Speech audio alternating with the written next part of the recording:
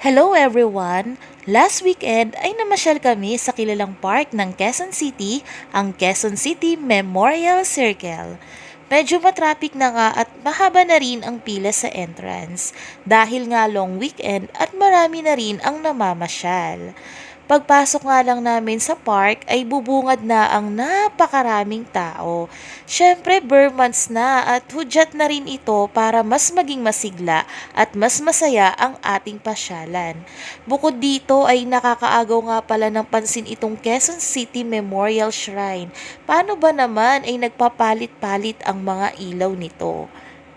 Sa amin ngang paglilibot ay patuloy pa rin ang pagdating at pagdami ng mga tao dahil na rin sa mga magagandang makikita rito. Katulad na lang nitong dancing water fountain na nakakaaliw nga naman dahil sumusunod sa saliw ng mga pamaskong tugtugin. Samahan pa ng mga nagagandahan at makukulay na ilaw.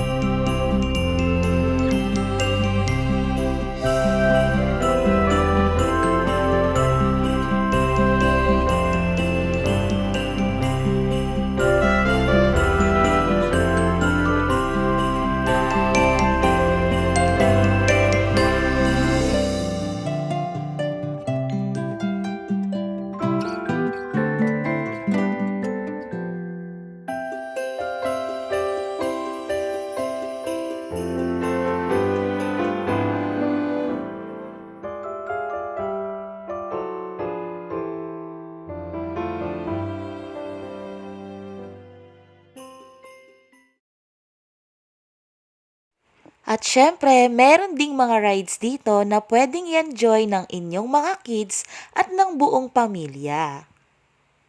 At ang pinaka-highlights nga sa gabing ito ay ang pinagmamalaki nilang food bazaar na talaga namang pinipilahan at pinupuntahan ng mga tao dahil na rin sa mga iba't ibang klase ng mga pagkain na tinitinda rito na talaga namang bubusugin kung hindi lamang ang inyong mga tiyan pati na rin ang inyong mga paningin.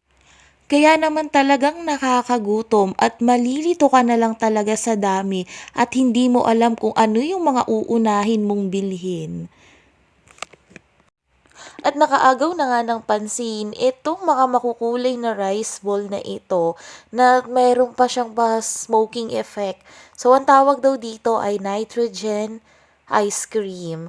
So, ayan, ganito siya piniprepare. So, may nilalagay dyan na parang liquid and then nagkakaroon siya ng smoking effect. So, talaga namang pinipilahan ito ng mga tao dahil nakakaaliw nga yung kulay. Dagdag pa dito yung mga usok-usok at talaga namang kapag kinain mo ay para kang dragon sa pagbuga ng maraming usok. Kaya naman yes at tinry po namin ito at sa halagang 150 pesos ay matitikman mo na tong smoking ice cream. At ikaw na rin ang bahalang mamili kung anong syrup yung itatoppings mo sa itaas ng iyong smoking ice cream.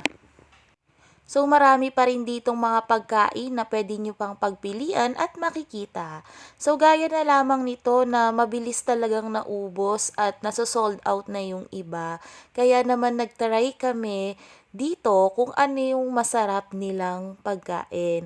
So at ayun nga ay tinry namin dito yung kanilang dynamite. For only 100 pesos ay meron ka ng 4 na pirasong dynamite.